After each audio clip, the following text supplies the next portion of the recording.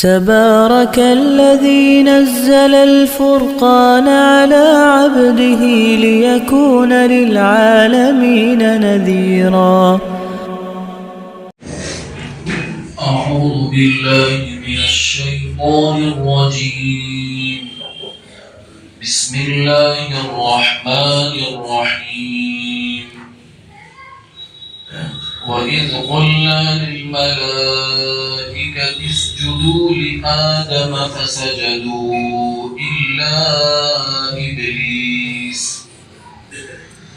كان من الجن ففسق عن أمر ربه أفتتخذونه وذريته أولياء من دوني وهم لكم عدو بئس للظالمين بدلا ما أشهدتهم خلق السماوات والأرض ولا خلق أنفسهم وما كنت متخذ المضلين عضدا ويوم يقول نادوا شركائي الذين زعمتم فدعوهم فلم يستجيبوا لهم وجعلنا بينهم موبقا ورأى المجرمون النار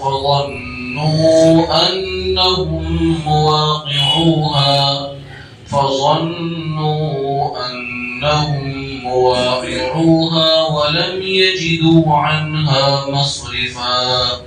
صدق اللہ العظیم.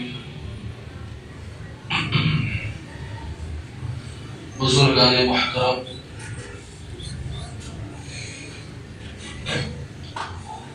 یہ سورہ کہف کی 50 نمبر کی آیت ہے. اس میں اللہ تبارک و تعالی نے حضرت آدم علیہ السلام کا واقعہ بیان فرمایا ہے. حضرت آدم علیہ السلام کا واقعہ قرآن میں اور بھی جگہوں پر ہے. اللہ تعالیٰ نے کئی مقامات پر اس کا ذکر کیا ہے. یہاں بھی اللہ تعالیٰ مختصراً حضرت آدم کا واقعہ بیان کر رہے ہیں.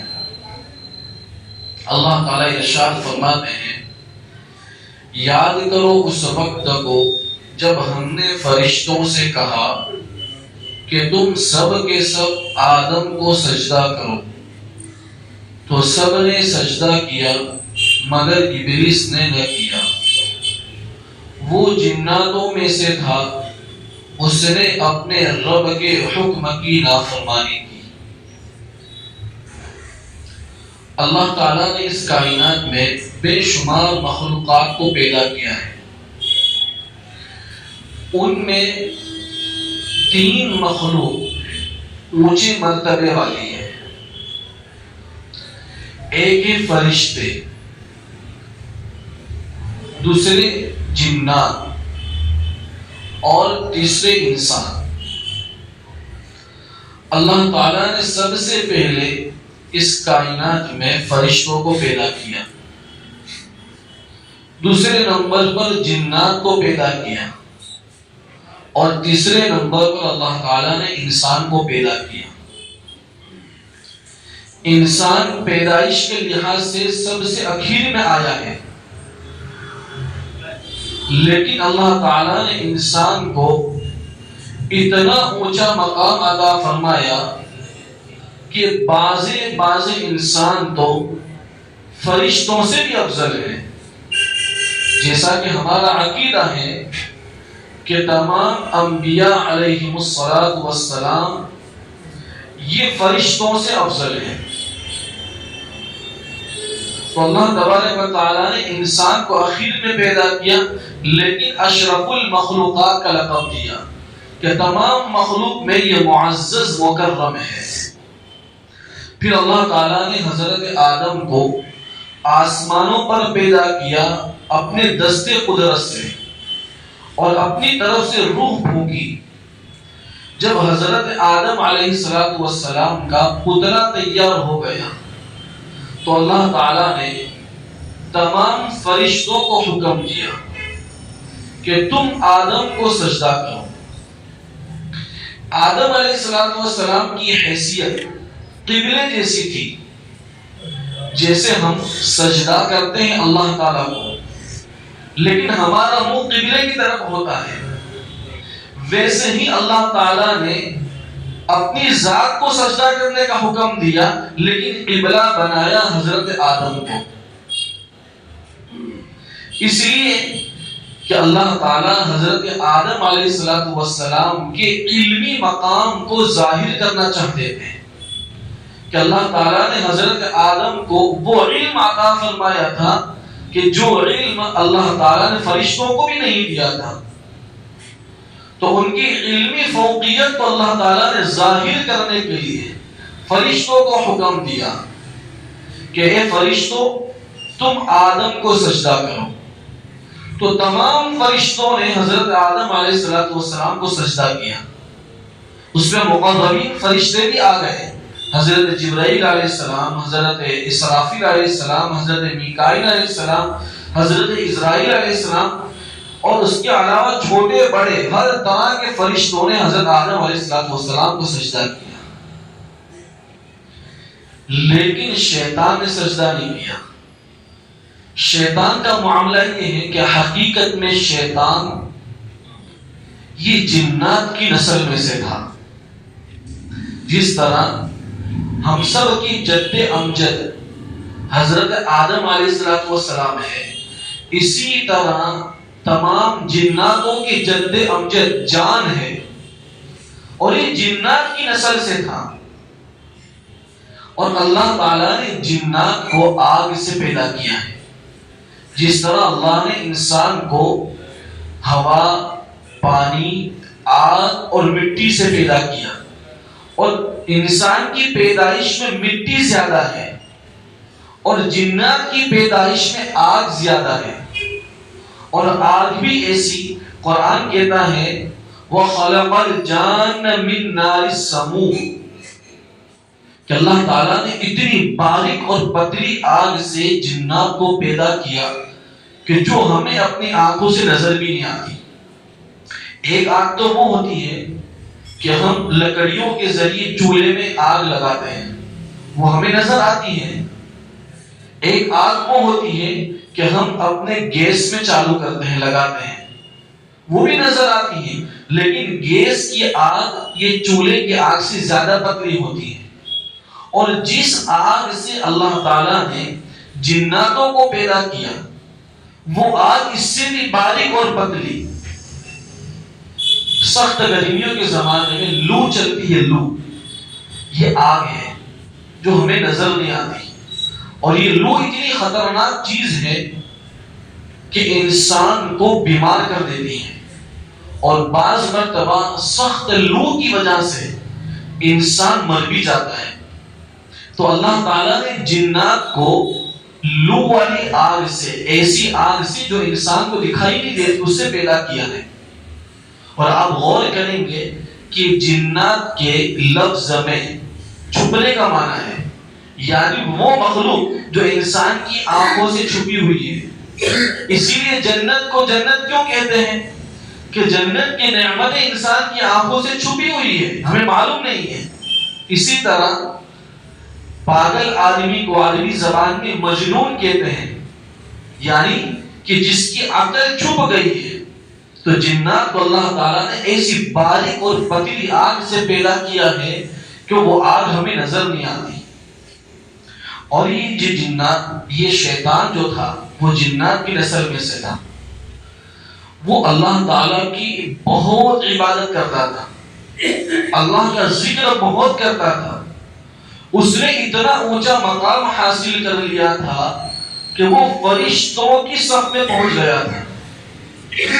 کان من الجن کی تفسیر حضرت عبداللہ ابن عباس رضی اللہ عنہما نے یہ کی ہے کہ جنات نے اتنا اونچا مقام حاصل کر لیا تھا کہ وہ جنت کا دربان بن گیا تھا، یعنی جنت کا گیٹ کیپر بن گیا تھا، لیکن اس کے دل میں گھمنڈ پیدا ہو گیا تھا، تکبر آ گیا تھا کہ میں تو اللہ کی بہت عبادت کرنے والا ہوں، میں اللہ کا بہت ذکر کرنے والا ہوں، میں بہت شریف آدمی ہوں.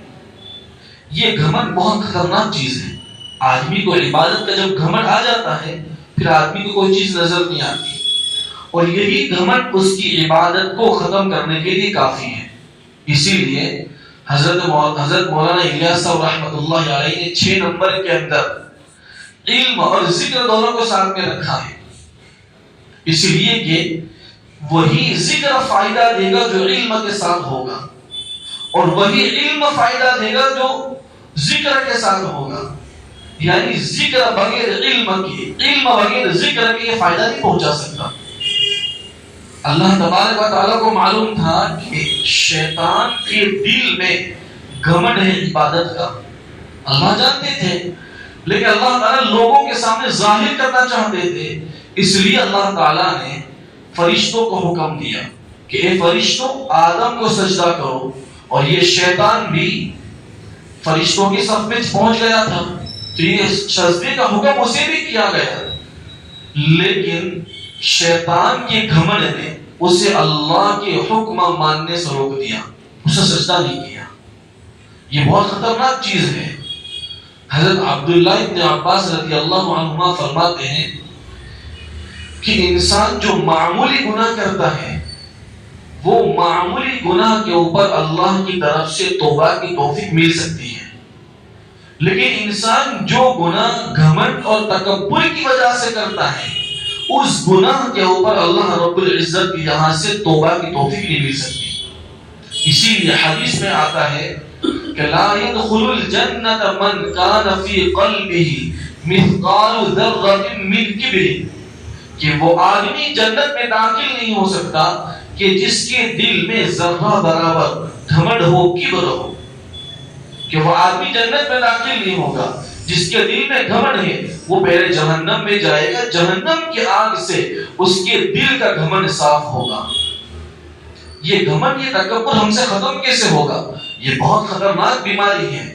بزرگان دین فرماتے ہیں کہ تکبر کا علاج یہ ہے کہ اہل اللہ کی صحبت اختیار کرو، اہل اللہ کی، اللہ والوں کی جوتیوں کو سیدھا کرو، ان کے پاس جاؤ، ان کے ہاتھ میں اپنا ہاتھ دو، اپنے دل کی اصلاح کرواؤ، قرآن و حدیث کے مطابق اپنی زندگی کو گزارو، تب جا کر یہ دل بنتا ہے.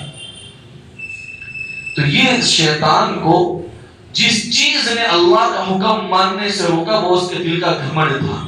وہ گھمنڈ کی وجہ سے اس نے اللہ تبارک و تعالیٰ کا حکم نہیں مانا. یہ جو شیطان تھا، شیطان کا اصل نام تو عزازیل ہے، عزازیل، اور اسی نام سے آسمانوں پر پکارا بھی جاتا تھا. لیکن جب اس نے اللہ کے حکم کے مطابق سجدہ نہیں کیا تو اللہ تعالیٰ کی طرف سے اسے نام دیا گیا ابلیس. ابلیس کا معنی ہوتا ہے کہ وہ آدمی جو اللہ کی رحمت سے دور ہو، جسے راندہ درگاہ کیا گیا ہو، جسے اللہ کی لعنت پھٹکاری گئی ہو.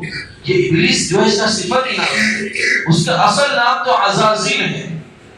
اور ہم یہ سنتے ہیں کہ اللہ تعالیٰ نے شیطان کو جو مہلت دے رکھی ہے، وہی شیطان اکبر جس نے حضرت آدم کے سامنے سجدہ نہیں کیا، اللہ نے اسی کو مہلت دے رکھی ہے کہ وہ قیامت تک زندہ رہے گا. اس کے علاوہ جتنے جنات کی اولاد ہیں، شیطان جو چھوٹے بڑے ہیں، وہ ہماری طرح پیدا بھی ہوتے ہیں، مرتے بھی رہتے ہیں. تو قرآن یہ کہتا ہے کہ کان من الجن ففسق عن امر ربہ، کہ یہ شیطان، یہ ابلیس جنات کی نسل میں سے تھا، اس نے اپنے رب کے حکم کی نافرمانی کی. افتتخذونه وذريته اولياء من دوني وهم لكم عدو بئس للظالمين بدلا. اللہ تعالیٰ کہتے ہیں کہ جس شیطان نے اللہ کا حکم نہیں مانا، تم اس کو اپنا دوست بناتے ہو، تم اس کی اولاد کو اپنا دوست بناتے ہو. تمہاری زندگی گزارنے کا طریقہ تو یہ ایسا معلوم ہوتا ہے کہ تم نے اللہ کو چھوڑ کر شیطان کو اور اس کی ذریت، اس کی اولاد کو اپنا دوست بنا رکھا ہے.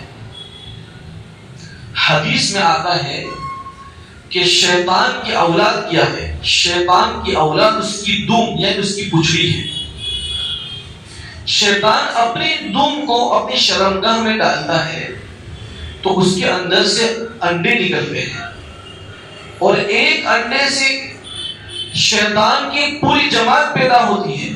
جیسے ہم دیکھتے ہیں کہ ایک چھوٹا پرندہ، کبوتر ہے یا جو بھی ہے، وہ اپنے انڈا رکھتا ہے، اس کے انڈے میں سے ایک بچہ نکلتا ہے، لیکن شیطان کے انڈے میں سے ایک انڈے میں سے پوری ایک جماعت پیدا ہوتی ہے.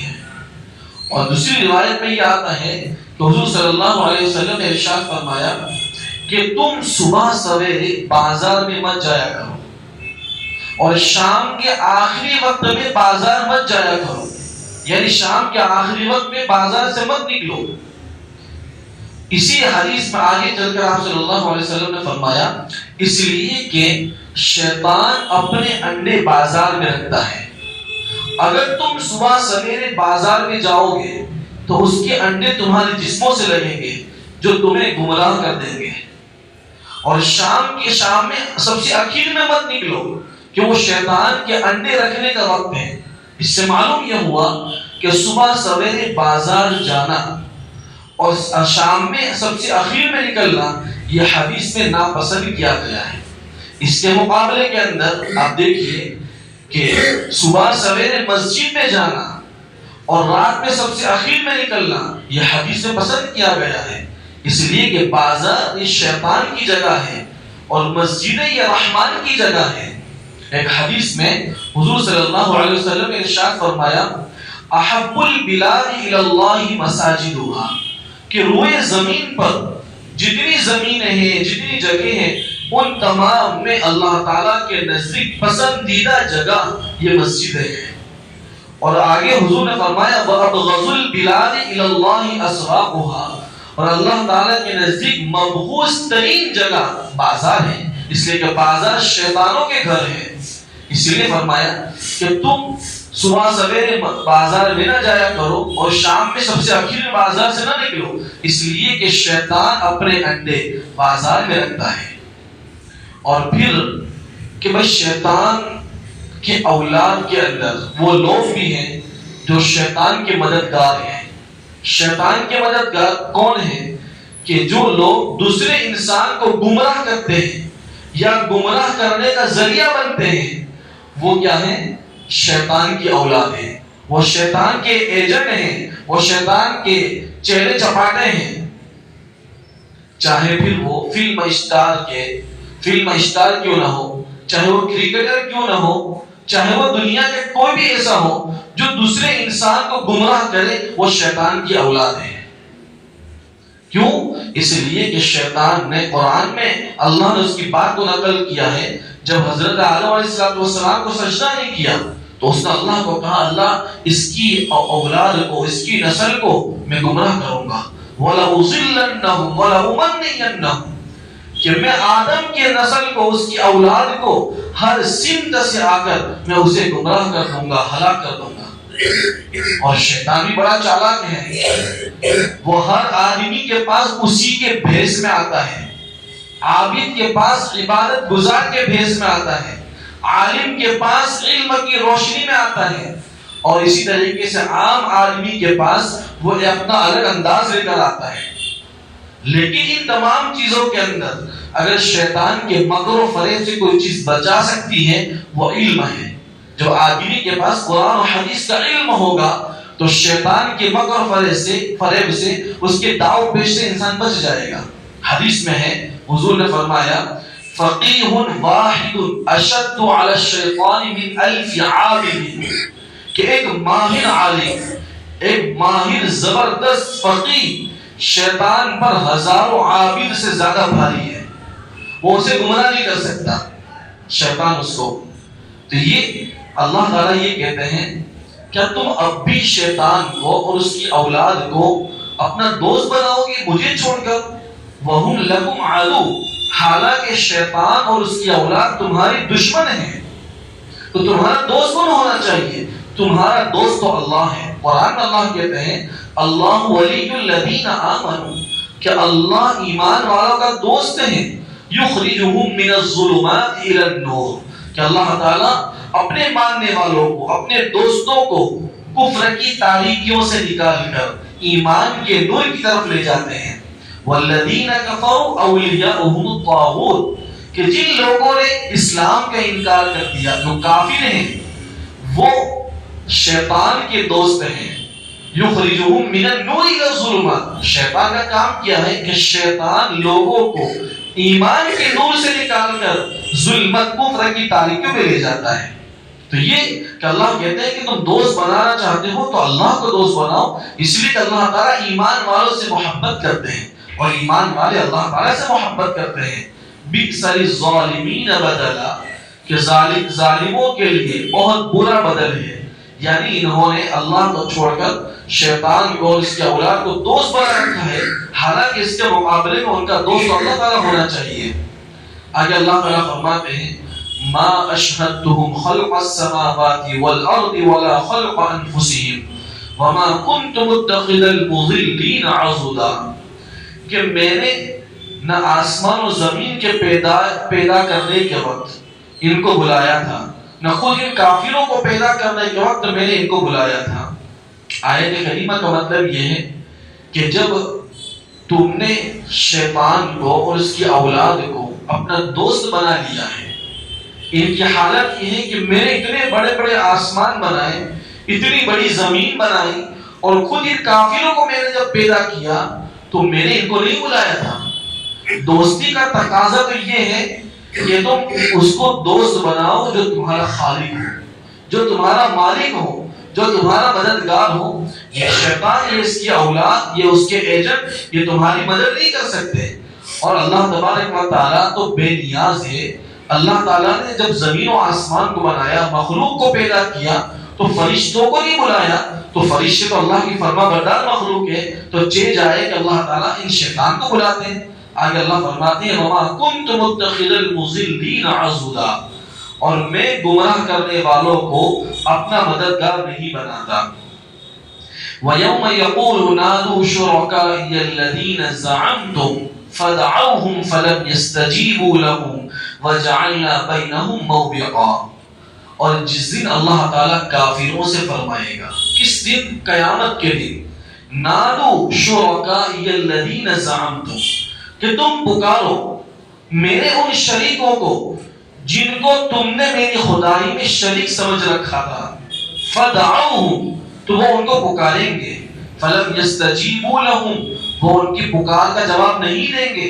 وَجَعَلْنَا بَيْنَهُمْ مَوْبِقًا، اللہ کہتے ہیں کہ ہم نے ان کے درمیان ایک مہلک آڑ بنا دی ہے کہ آج تم دنیا میں اللہ کو چھوڑ کر دیوی دیوتاؤں کو پکارتے ہو، دوسرے معبودان باطلہ کو پکارتے ہو، اور ان کو ایسا خالق سمجھتے ہو جیسے اللہ تعالیٰ خالق ہے. تم ان کو ایسا مددگار سمجھتے ہو جیسے اللہ تعالیٰ تمہاری مدد کر رہا ہے. اور تم نے اپنی زندگی میں ان کے سامنے سجدے کیے، اور تم نے ان سے اپنی حاجتیں پوری کروائی، تو تم نے انہیں مشکل کشا سمجھ لیا. تم نے آستانوں کے اوپر سجدے کیے، اور تم نے بزرگوں کے مزاروں سے اپنی منتیں پوری کروائی. اللہ کہیں گے کہ کل قیامت کے دن میں جنت اور جہنم کو تمہارے سامنے لے آؤں گا، اور میں تمہیں جہنم میں ڈالوں گا، اور اس دن میں تم سے کہوں گا کہ جاؤ پکارو تمہارے اور معبودوں کو، جھوٹے معبودوں کو. دنیا میں تو تم نے ان کو بہت پکارا، اب ہم دیکھنا چاہتے ہیں کیا تمہاری اس پکار پر آ کر تمہاری مدد کرتے ہیں کہ نہیں کرتے. اللہ کہتے ہیں کہ تمہاری مدد تو درکنار، وہ تمہاری بات کا جواب دینے کی پوزیشن میں بھی نہیں ہے. اللہ کہتے ہیں کہ وَجَعَلْنَا بَيْنَهُمْ مَوْبِقًا، ہم نے تمہارے اور ان کے درمیان ایک آڑ بنا دی ہے کہ وہ تمہاری بات نہیں سنیں گے. اگر ہم آڑ نہ بھی رکھیں تب بھی وہ تمہاری بات نہیں سنیں گے، تمہاری بات کا جواب نہیں دیں گے. حضرت عبداللہ ابن عباس رضی اللہ عنہما غالباً انہوں نے موبقہ کی ایک تفسیر یہ کی ہے کہ موبق یہ جہنم کی ایک ندی کا نام ہے. جس طرح دنیا کی ندیوں میں پانی بہتا ہے، یہ جہنم کی ندی میں پانی کی طرح آگ بہتی ہے، اور اس ندی کے کنارے پر کھچر کی طرح سانپ ہوں گے. کھچر کہتے ہیں وہ جانور کو جو گدھے سے بڑا اور گھوڑے سے چھوٹا ہوتا ہے. اتنے بڑے بڑے وہاں اژدہے سانپ ہوں گے. جب یہ ان کو پکاریں گے اللہ تبارک و تعالیٰ اس ندی کو ان کے درمیان لا دیں گے اور وہ ندی اپنے آگ کے بہاؤ کے اندر ان کو لے جائے گی. اللہ تبارک و تعالیٰ ہماری حفاظت فرمائے. آگے اللہ تبارک و تعالیٰ ارشاد فرماتے ہیں وَرَأَى الْمُجْرِمُونَ النَّارَ فَظَنُّوا أَنَّهُمْ مُوَاقِعُوهَا وَلَمْ يَجِدُوا عَنْهَا مَصْرِفًا. اور مجرمین گنہگار دوزخ کو دیکھیں گے اور یقین کر لیں گے کہ وہ اس میں گرنے والے ہیں اور اس سے انہیں کوئی بچانے والا نہیں ملے گا. جب کل قیامت کے دن جو لوگ مجرم ہیں، انسان کو جب جس مصیبت میں اسے مبتلا کیے جانا ہے، اگر وہ پہلے سے دکھا دی جائے وہ مصیبت وہ تکلیف، تو انسان پہلے سے مشقت کے اندر پڑ جاتا ہے اور اس تکلیف کا احساس اسے پہلے سے ہونے لگتا ہے. اللہ تبارک و تعالیٰ مجرمین کافروں کو گنہگاروں کو پہلے جہنم دکھلا دیں گے تاکہ جہنم میں جانے سے پہلے اس کا ڈر اس کی تکلیف ان کے بدن میں پیدا ہو جائے. روایتوں میں یہ آتا ہے کہ جن لوگوں نے اپنے نام اعمال کے اندر اللہ کی ناراضگی دیکھی اور ان کا نام اعمال ایسا ہوگا کہ جو جنت میں لے جانے کا حقدار نہیں ہوگا، تو وہ لوگ اپنے نام اعمال کو دیکھ کر یقین کر لیں گے اب تو ہمیں جہنم میں جانا ہے. اور 40 سال کی مسافت کی دوری پر جہنم ہوگی اور وہاں سے وہ جہنم نظر آئے گی اور وہ اپنے نام اعمال کو دیکھ کر یقین کر لیں گے اب ہمیں اس میں گرنا ہے اور اس جہنم سے ہمیں بچانے والا کوئی نہیں ہے. اور اس کے مقابلے کے اندر جن لوگوں کے نام اعمال میں رضامندی ہے، جن کی نام اعمال کے اندر خیر ہے، اچھے اعمال ہیں، وہ جنتی خوش ہو جائیں گے، وہ یقین کر لیں گے اب ہمیں جنت میں جانا ہے. آگے اللہ تبارک و تعالیٰ ارشاد فرماتے ہیں وَلَقَدْ صَرَّفْنَا فِي هَذَا الْقُرْآنِ لِلنَّاسِ مِنْ كُلِّ مَثَلٍ. کہ ہم نے اس قرآن میں لوگوں کی ہدایت کے لیے عمدہ مضامین طرح طرح سے بیان کیے ہیں. وَكَانَ الْإِنسَانُ أَكْثَرَ شَيْءٍ جَدَلًا. اور انسان بہت زیادہ جھگڑالو ہے. قرآن کے اندر اللہ تعالیٰ نے قرآن کے بنیادی طور پر 3 مضامین ہیں. ایک مضمون ہے توحید، اللہ کی ذات اور صفات کو اسی طرح ماننا جو اللہ تعالیٰ نے ہمیں حکم دیا ہے. اللہ نے قرآن کے اندر توحید کے مضامین کو بار بار ذکر کیا ہے. دوسرا مضمون ہے بنیادی رسالت، کہ اللہ کے پیغمبروں کو مانو اور محمد رسول اللہ کو پیغمبر ماننے کے ساتھ آخری پیغمبر مانو. اور اللہ تعالیٰ نے آخرت کے مراحل کو قرآن میں کھول کھول کر بیان کیا. اور قرآن کا ایک انداز یہ ہے کہ قرآن بعض مرتبہ بات سمجھاتا ہے، ایک مثال سے سمجھاتا ہے، اس لیے کہ مثال سے جب بات پیش کی جاتی ہے وہ انسان کے دل و دماغ میں بہت جلد بیٹھ جاتی ہے. تو قرآن نے بار بار یہ مضامین کو دہرایا ہے تاکہ لوگوں کو ہدایت ملے. پھر آگے قرآن یہ کہتا ہے کہ انسان سب سے زیادہ جھگڑالو ہے. یہ ہم نہیں کہتے، قرآن کہتا ہے، اللہ کہتا ہے کہ انسان جھگڑالو ہے. انسان کی طبیعت میں جھگڑا داخل ہے. آپ دیکھیے کہ گھر گھر میں جھگڑا ہے، ہر رشتہ داری میں جھگڑا ہے، محلے میں جھگڑا ہے، دوست احباب میں جھگڑا ہے. یہ جھگڑا اتنی منحوس چیز ہے کہ اس امت سے شب قدر کی تعین ختم کر دی گئی. اس لیے کہ روایتوں میں آتا ہے آپ صلی اللہ علیہ وسلم شب قدر بتلانے کے لیے باہر نکلے مسجد سے، 2 آدمیوں کو لڑتے دیکھا، جھگڑتے دیکھا. یہ تو اللہ تبارک و تعالیٰ نے شب قدر کی تعین کو ختم کر دیا. حضور بھول گئے اور اللہ تعالیٰ نے اس کے تعین کو اٹھا لیا. روایتوں میں یہ آتا ہے کہ یہ جھگڑا فساد حالی کا یہ مونڈ دینے والا ہے. کس چیز کو مونڈ دینے والا ہے؟ سر کے بالوں کو نہیں. روایت میں یہ ہے کہ یہ تمہارے دین کو، تمہارے اسلام کو مونڈ دینے والا ہے. اور یہ جھگڑا اتنا خطرناک چیز ہے، اس کی نحوست یہ ہے کہ آدمی کل قیامت میں جب جائے گا اور ہماری طبیعتوں میں جھگڑا اتنا بھرا ہوا ہے کہ جب قیامت کا دن ہوگا اللہ رب العزت سے بھی جھگڑے گا. یہ بات قرآن سے ثابت ہے کہ قرآن کے اندر یہ ہے واللہ ربنا ما كنا مشرکین. ایک آدمی آئے گا اللہ رب العزت کے سامنے، اللہ کہے گا تو نے ہماری توحید پر ایمان نہیں لایا، تو نے نبیوں کی رسالت پر ایمان نہیں لایا، تو نے اچھا عمل نہیں کیے. تو وہ اللہ سے جھگڑے گا، کہے گا واللہ ربنا ما كنا مشرکین. قسم کھا کر کہے گا اللہ قسم تیری قسم کھا کر کہتا ہوں میں نے شرک نہیں کیا.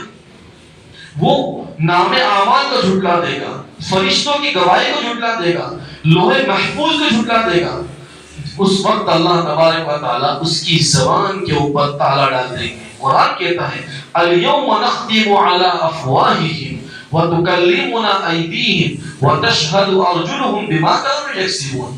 اللہ تعالیٰ اس دن اس کی زبان کے اوپر تالا ڈال دیں گے، مہر لگا دیں گے، پھر اس کے ہاتھ بولیں گے، ہاتھوں سے جو جو گناہ کیے ہیں وہ ہاتھ کہے گا۔ آج دنیا کے اندر ہم کسی کو چھوتے ہیں تو سامنے والے کو پتہ نہیں چلتا کہ میں نے شہوت کے ساتھ چھویا ہے کہ بغیر شہوت کے چھویا ہے۔ کل قیامت کی یہ ہاتھ گواہی دیں گے ہم نے کس نیت سے چھویا تھا، اور اللہ ہم نے اپنے قدم کے ذریعے جو جو گناہ کیے تھے یہ کل قدم بولیں گے، جسم کا ہر عضو بولے گا کہ یہ ہمارے اعضاء سے یہ گناہ ہوئے، یہ گناہ ہوئے۔ اللہ تبارک و تعالیٰ اس کے منہ کے تالے کو ہٹائیں گے، اللہ کہے گا اب بھی جھٹلائے گا، تیرے اعضاء کے رہے، وہ کہے گا لم شہدتم علینا، تم نے میرے خلاف گواہی دی، دنیا میں میں نے تمہیں لذت پہنچانے کے لیے، تمہیں خوش کرنے کے لیے میرے گناہ کیے تھے، اب تم میرے خلاف گواہی دے رہے ہو۔ وہ سب کہیں گے قالوا انطقنا اللہ الذی انطق کل شیء، وہ سارے انسان کے بدن کے اعضاء باڈی پارٹس بولیں گے کہ آج اسی اللہ نے ہمیں بولنے کی قدرت دی ہے جو اللہ ہر چیز کو بولنے کی قدرت دے سکتا ہے۔ تو یہ انسان بڑا جھگڑالو واقع ہوا ہے کہ وہ کل قیامت میں اللہ کے سامنے بھی جھگڑے گا۔ آگے اللہ تعالیٰ ارشاد فرماتے ہیں وَمَا مَنَعَ النَّاسَ أَن يُؤْمِنُوا إِذْ جَاءَهُمُ الْهُدَىٰ وَيَسْتَغْفِرُوا رَبَّهُمْ إِلَّا أَن تَأْتِيَهُمْ سُنَّةُ الْأَوَّلِينَ أَوْ يَأْتِيَهُمُ الْعَذَابُ قَبُولًا۔ جب ان لوگوں کے پاس ہدایت آ گئی، یعنی قرآن آ گیا، ہدایت کا تقاضا یہ تھا کہ وہ اللہ پر ایمان لے آتے اور اپنے رب سے اپنے کفر کی، شرک کی معافی طلب کرتے، لیکن وہ ایمان نہیں لائے، انہوں نے توبہ نہیں کی۔ اس بات انہیں روکے رکھا کہ وہ یہ چاہتے تھے کہ ہمارے ساتھ اگلے لوگوں جیسے واقعات پیش آئے، جیسے اللہ تعالیٰ نے قوم سمود کے ساتھ، قوم عاد کے ساتھ جو واقعات پیش آئے وہ واقعات ہمارے ساتھ پیش آنے چاہیے۔ او یأتیہم العذاب قبولا، یا عذاب ان کے روبرو آ کھڑا ہو۔ ان کی حالت یہ تھی کہ ایسا معلوم ہوتا تھا کہ وہ اللہ کے عذاب کا انتظار کر رہے ہیں، ہمیں عذاب ملنا چاہیے۔ آگے اللہ فرماتے ہیں وَمَا نُرْسِلُ الْمُرْسَلِينَ إِلَّا مُبَشِّرِينَ وَمُنذِرِينَ، کہ ہم رسولوں کو صرف اس لیے بھیجتے ہیں کہ وہ ایمان والوں کو خوشخبری سنائیں اور کافروں کو ہمارے عذاب سے ڈرائیں۔ وَيُجَادِلُ الَّذِينَ كَفَرُوا بِالْبَاطِلِ لِيُدْحِضُوا بِهِ الْحَقَّ وَاتَّخَذُوا آيَاتِي وَمَا أُنذِرُوا هُزُوًا، اور یہ کافرین باطل کا سہارا لے کر اللہ سے جھگڑتے ہیں تاکہ اس کے ذریعے حق کو ڈگمگائیں۔ اللہ کہتے ہیں کہ انہوں نے میری آیات کا اور میرے اس عذاب کا جس سے انہیں ڈرایا جاتا تھا مذاق اڑاتے تھے۔ وَمَنْ أَظْلَمُ مِمَّنْ ذُكِّرَ بِآيَاتِ رَبِّهِ فَأَعْرَضَ عَنْهَا وَنَسِيَ مَا قَدَّمَتْ يَدَاهُ، اللہ کہتے ہیں کہ اس سے بڑھ کر ظالم کون ہوگا جسے اس کے رب کی آیات کے ذریعے نصیحت کی جائے پھر وہ اسے منہ موڑ لے اور وہ اپنے ہاتھوں کے کرتوت کو بھلا بیٹھے۔ إِنَّا جَعَلْنَا عَلَىٰ قُلُوبِهِمْ أَكِنَّةً أَن يَفْقَهُوهُ وَفِي آذَانِهِمْ وَقْرًا، اللہ کہتے ہیں کہ ہم ان کے دلوں پر پردے ڈال دیں گے اور وہ قرآن کریم کو سمجھ بھی نہیں پائیں گے۔ وَفِي آذَانِهِمْ وَقْرًا، اور ان کے کان کے اوپر ڈاٹ لگا دیں گے، ان کے کان کے اوپر مہر لگا دیں گے۔ وَإِن تَدْعُوهُمْ إِلَى الْهُدَىٰ فَلَن يَهْتَدُوا إِذًا أَبَدًا، اگر تم انہیں ہدایت کی طرف بلاؤ گے لیکن وہ کبھی بھی ہدایت کے راستے پر نہیں آئیں گے، اس لیے کہ ان کے دلوں کے اوپر اللہ نے مہر لگا دی، کان کے اوپر ڈاٹ لگا دی، وہ حق بات سننے کی صلاحیت کو کھو بیٹھے ہیں۔ وَرَبُّكَ الْغَفُورُ ذُو الرَّحْمَةِ، یہ سمجھتے ہیں کہ اللہ تعالیٰ کا عذاب نہیں آ رہا ہے، تاخیر ہو رہی ہے، اللہ ہمیں عذاب نہیں دیں گے۔ اللہ کہتے ہیں کہ تیرا پروردگار بخشنے والا، رحم کرنے والا ہے۔ اللہ تعالیٰ انتظار میں بیٹھے ہیں کہ میرا بندہ کب اپنے کفر سے، شرک سے توبہ کر کے میرے پاس آئے، میں اس پر رحم کر دوں۔ لَوْ يُؤَاخِذُهُمْ بِمَا كَسَبُوا لَعَجَّلَ لَهُمُ الْعَذَابَ، کہ انہوں نے جو کچھ کیا ہے اگر اللہ چاہے تو انہیں فوری طور پر پکڑ لے اور اللہ انہیں جلد عذاب دے دے۔ یہ اللہ تعالیٰ کی حکمت ہے کہ اللہ تعالیٰ فوری طور پر کسی کو پکڑتے نہیں ہیں، اللہ تعالیٰ مہلت دیتے ہیں۔ بل لهم موعد لن يجدوا من دونه موئلا، بلکہ اللہ تعالیٰ نے ان کے لیے ایک وقت مقرر کر رکھا ہے، اس کے بعد انہیں کوئی موقع نہیں دیا جائے گا۔ وَتِلْكَ الْقُرَىٰ أَهْلَكْنَاهُمْ لَمَّا ظَلَمُوا وَجَعَلْنَا لِمَهْلِكِهِمْ مَوْعِدًا. اللہ کہتے ہیں کہ یہ ساری بستیاں، قوم عاد کی بستی، قوم سمود کی بستی، اللہ تعالیٰ مشرکین مکہ سے کہہ رہے ہیں کہ تم سفر نہیں کرتے، تمہارے تجارتی سفر کے راستوں کے اندر یہ قوم عاد کی کھنڈرات آ رہے ہیں، قوم سمود کی کھنڈرات آ رہے ہیں، ہم نے انہیں بھی مہلتیں رکھی تھی، جب وہ وقت پورا ہو گیا ہم نے انہیں برباد کر دیا، ہلاک کر دیا. وَتِلْكَ الْقُرَىٰ أَهْلَكْنَاهُمْ لَمَّا ظَلَمُوا وَجَعَلْنَا لِمَهْلِكِهِمْ مَوْعِدًا. یہ ساری بستیاں ہم نے ان کو ہلاک کر دیا جب انہوں نے اپنے اوپر ظلم کیا، اور ہم نے ان کے لیے بھی ہلاک کرنے کا ایک وقت مقرر کر رکھا تھا کہ اے مشرکین مکہ، ہم تمہیں بھی ڈھیل دے رہے ہیں کہ ایک وقت آئے گا اگر تم نے توبہ نہیں کی، ایمان میں داخل نہیں ہوئے، اپنی سرکشی پر برقرار رہیں، ہم تمہیں بھی ہلاک کر دیں گے. اللہ تبارک و تعالی ہمیں اس قرآن کے ذریعے جو سبق ملتے ہیں اس پر عمل کرنے کی توفیق عطا فرمائے. اور ایک ساتھی کی طرف سے کافی کا انتظام کیا گیا ہے، سارے ساتھی کافی پی کر جائیں. سبحان اللہ وبحمدہ، سبحانک اللہم وبحمدک، ونشہد ان لا الہ الا انت، نستغفرک ونتوب الیک. سبحان ربک رب العزة عما یصفون، وسلام علی المرسلین، والحمد للہ رب العالمین.